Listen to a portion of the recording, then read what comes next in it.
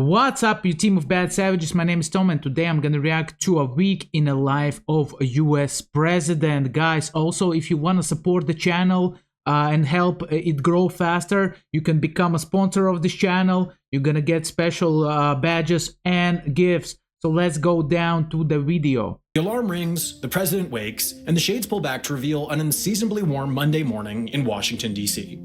First up is a walk across the hall to the dining room, where breakfast is served by a team led by longtime executive chef Christeta Comerford. Also provided are reading materials, a packet known as the Bulletin, which staffers curate to include the news that, these days, Joe Biden wants to read, both as the president and as the person. In addition to the biggest national and international stories, it's known to disproportionately include those from his home state of Delaware. But minutes later, the president walks upstairs to the White House's rarely pictured third floor.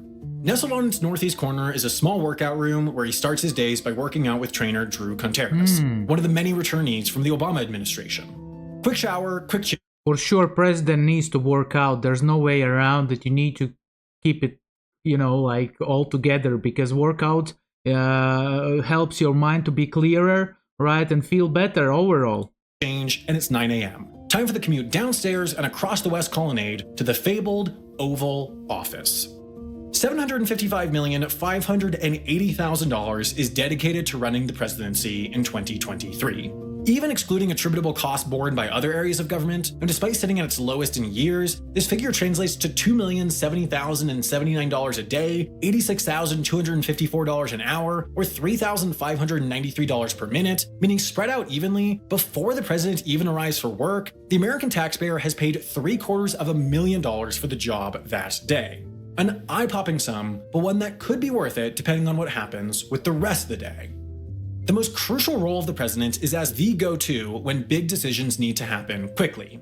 Therefore, they have to be informed on just about anything that could boil over and reach their desk. That's why almost every day starts with the most important regular meeting, the daily briefing. On this Monday, the 13th of February, 2023, that starts exactly at 9 a.m., and considering she might need to stand in for Biden at moment's notice, Vice President Kamala Harris was also included, having made the far longer commute down from her residence at the Naval Observatory.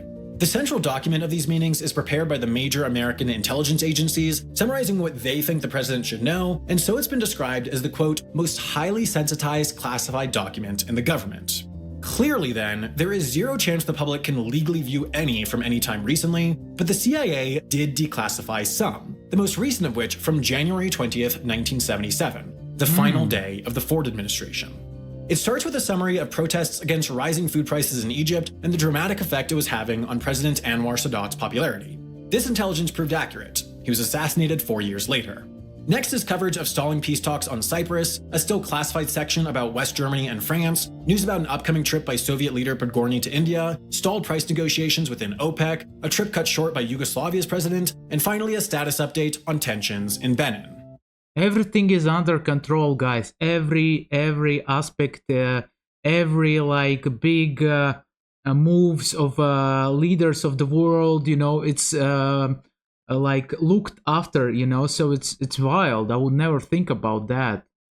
The report's short, the point's brief, but that's the point. The president's supposed to be the generalist, not the specialist. Next, Biden meets with his brand new chief of staff, Jeff Zients. This role is tough to define because it's so all-encompassing, but at the simplest level, the chief of staff is essentially the manager of the White House. They deal with coordinating all the operations of the president and their office, even extending to developing policy, and therefore it tends to be one of the most powerful positions in perhaps the most powerful nation on earth, and yet its holder is rarely well known outside Washington. But quickly, a minor crisis. Speaker of the House Kevin McCarthy tweets that he's lost confidence in architect of the Capitol Brett Blanton. This is an even less known position leading the agency that runs the Capitol complex, therefore responsible for some 2,500 employees and an $800 million annual budget. But Blanton was facing mounting pressure as a recent Inspector General report highlighted a series of missteps. He had accrued 19,000 miles or 30,000 kilometers of prohibited personal use on his government-issued vehicle, even driving it to Florida on vacation, costing the taxpayer an estimated $12,500 in additional wear and tear. He also outfitted the vehicle with lights and sirens, misrepresenting himself as a law enforcement officer, invited friends in for so-called Patriot tours while the Capitol was closed to visitors early in the pandemic, and allegedly did not even show up to work on January 6, 2021 as the Because he's a gangster and he doesn't care. He just wants to do whatever he wants to do. This is why he went to politics. The building he oversaw was invaded by a mob of election-denying rioters. McCarthy was the most powerful voice asking for Blanton's removal yet, and having done so in such a public manner, it was time for Biden to act. Now, we don't know the exact details of how this particular decision was made because the minute-by-minute details of a president's day, at least within the White House, are not a matter of public record. We get what's called the public schedule, but that only includes what the White House wants us to know about, usually events open to the public or press. Mondays include few of those. They tend to be fairly boring. Nobody really schedules events on the first day of the work week, so no matter the administration, archives of public schedules indicate that, unless traveling, Mondays overwhelmingly focus on the kind of internal policy and planning work that we, the public, don't get to know the details of. At least not for a while. You see, the White House Office of Appointments and Scheduling does keep track, and like most non-classified government documents, eventually the public can get access through the rights granted by the Freedom of Information Act. Still, there's a FOIA exemption restricting access to presidential records for 5 years, then there are months or years of processing time on top of this, so the most recent minute-by-minute Man, the face of Biden when the president of Ukraine turned to him, he's like, oh man. Wow. Understanding we have of a president's day dates back to the Bush administration.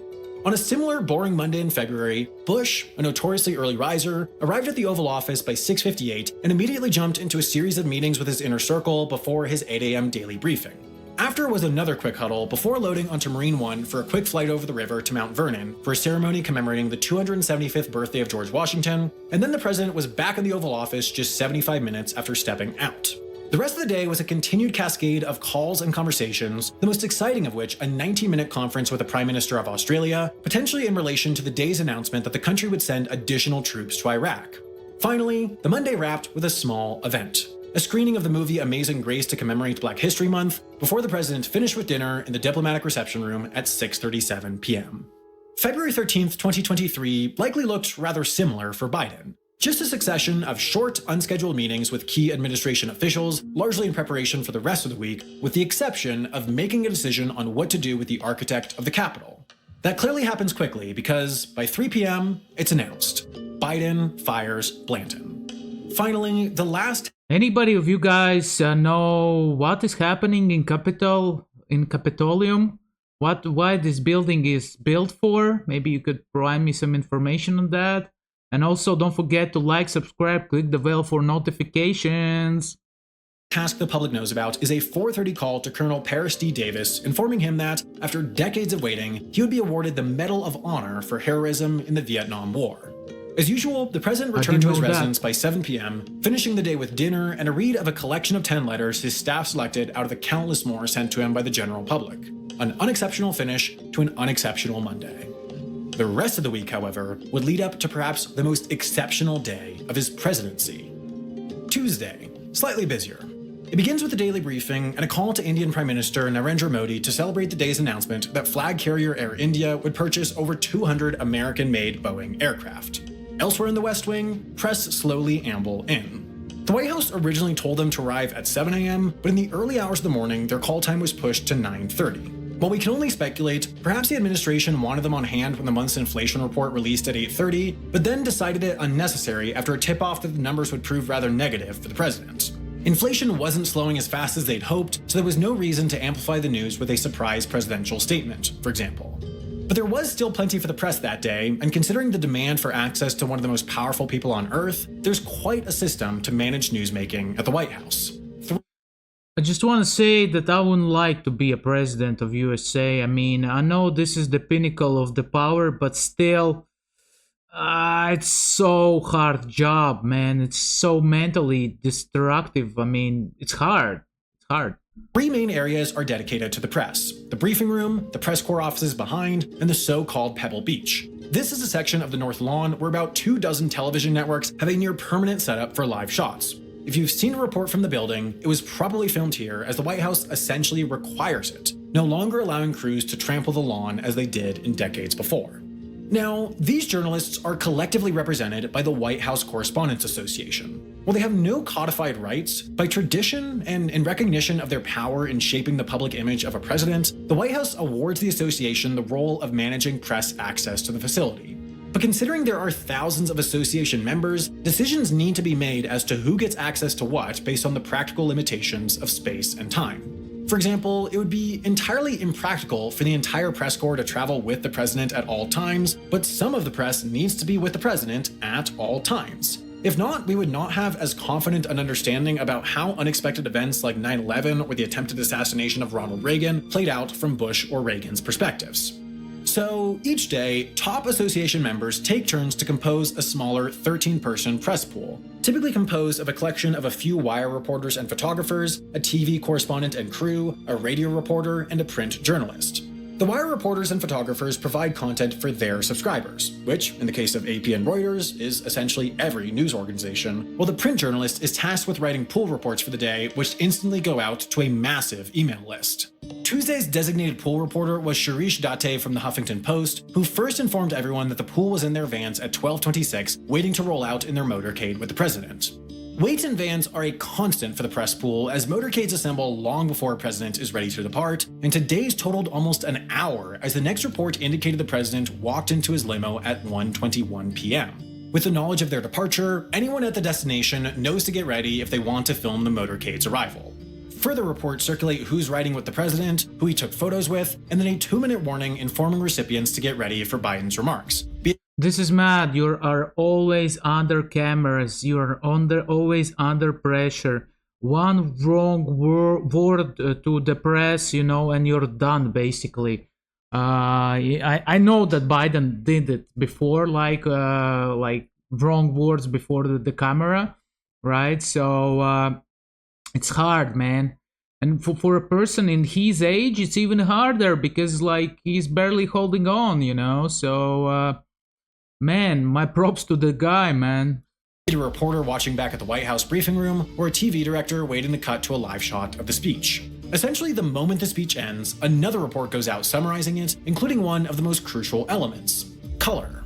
The rest of the press corps can watch the speech from the White House or online, getting an idea of its content, but it's tougher to interpret more subjective things like audience reaction. That's why reports often include notes on this, like the strong response to Biden's remarks against assault rifles and high-volume magazines.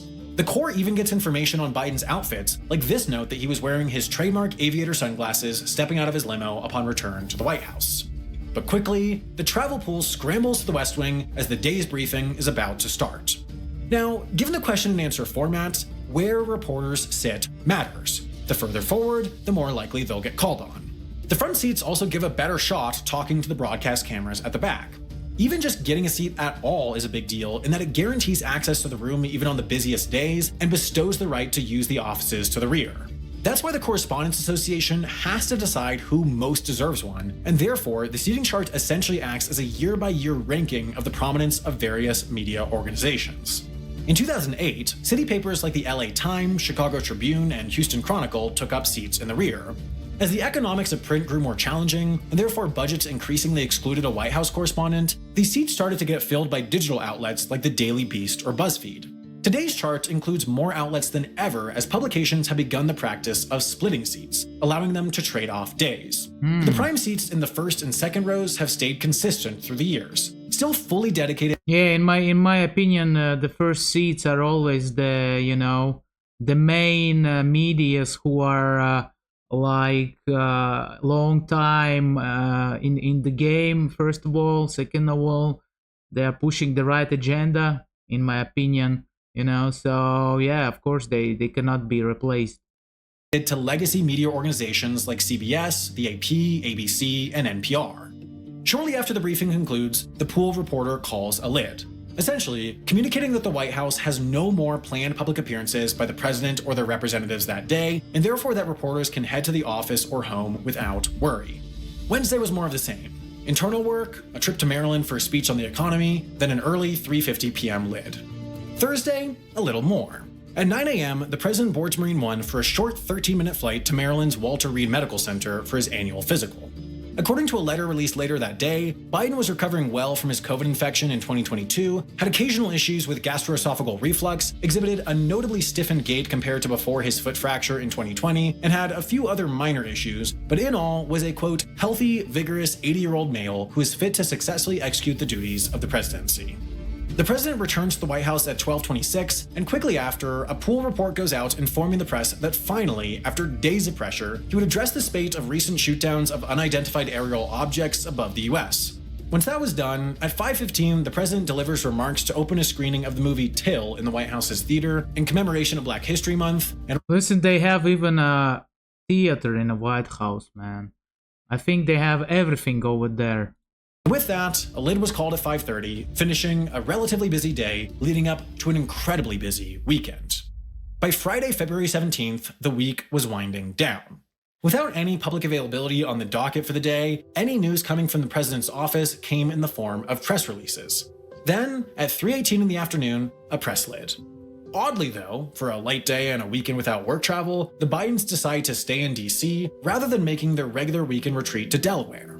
In retrospect though, we know it was due to a quiet meeting held sometime during the day where advisors and Biden decided to add an unannounced, perilous stop to his scheduled trip.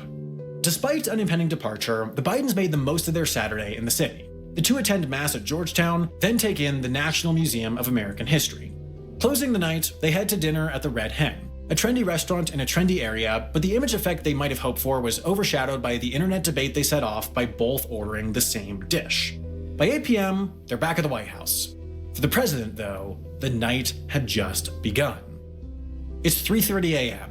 Without any notice or fanfare, a motorcade quietly rolls out of the White House, turning what had been a rather standard week into a truly unprecedented one. Normally, when the president heads to Joint Base Andrews to board Air Force One, they do so by helicopter. It's safer, it's quicker, and it's less disruptive to motorcade-fatigued DC residents. But Biden's not supposed to be traveling. He's supposed to be sound asleep in the residence, and a fleet of 5 Marine One helicopters over downtown DC just sticks out. Within an hour, the president's airborne.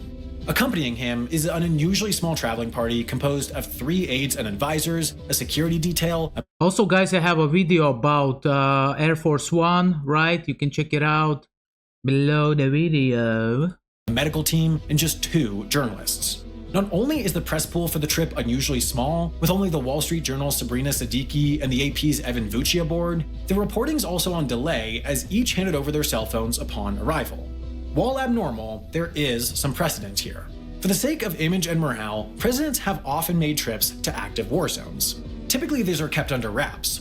The planning of President Trump's 2019 trip to Afghanistan, for instance, was so quiet that when he left Mar-a-Lago, some of his Secret Service thought he was still on premise. On President Trump's trip too, only a precious few knew of his departure, press members forfeited phones, and plane windows were blacked out. Until Biden, though, no American president had visited an active conflict without an American troop presence or even a safe airbase to land at. Slipping into war-torn Ukraine without the presence of the planet's most powerful fighting force, without direct American air support, vehicles, or troops providing security, is an extreme risk, but a risk deemed by the president as worth it, and a risk deemed by his security personnel best minimized by... Yeah, also everybody sees it as a gesture of bravery, you know. He's not afraid, he's going, there is war there, yes, but he's still going there. He's signing the paper. He's doing the job, you know. So, well, that's really nice thing. Speed and secrecy rather than largesse and brute force. This cloak and dagger planning extended to what plane the president and traveling party flies too. Normally, Air Force One, the call sign reserved for whatever's flying the president, is assigned to one of these easily distinguishable VC-25s. But because these are exclusively used by the president, they're anything but stealthy. In fact, it was a photo of an airborne VC-25 by a British plane spotter that tipped off Trump's secret trip to the Middle East in 2019. Learning from this slip-up, Biden and team boarded a C-32 for its relative anonymity. Unlike the VC-25, if a C-32 is spotted, it could just as well be the First Lady, the Vice President, or a cabinet member, not necessarily the President, as these often carry a host of high-ranking officials. And it was spotted. Not long after the C-32 took off from Joint Base Andrews and pointed towards Ramstein Air Base, this tweet surfaced. Innocuous enough, using Flight Radar 24 and publicly available transponder data, the tweet had identified an irregularity, an oddity. And now, oddities were beginning to stack. After the trip to Poland was announced, press members had asked whether the president would be visiting Ukraine. Biden had, after all, visited Poland just 11 months earlier, and such a quick return seemed suspicious. And zeroing in further, the Twitter user who had spotted the C-32 initially had now dug deeper and posited that it very well could be President Biden aboard the flight. For their part, though, the president and company weren't waiting for the rest of the world to catch on. Having landed here at 8 p.m., a stealth motorcade whisked the president to Przemysl train station. While the Ukrainian train's interior lent it an air of stateliness fit for the office, these were not cars overhauled by Biden's team for Biden. It was simply a renovated luxury tourist train now repurposed to sneak world leaders in and out of the country. Of all the high-risk maneuvers undertaken on this trip, it's likely that this is the most dangerous of all, as the idea of an unarmored train passing eastward, ever nearer to the front lines, left American intelligence navigating a minefield of uncontrollable variables. Exactly, man. I mean, in the air, it's a bit different. It's more opportunities to kill the president, right, in the air. But on the ground, the mines, you need to hold the route. Also, you need to like check it out. Maybe the rails are damaged or something. I'm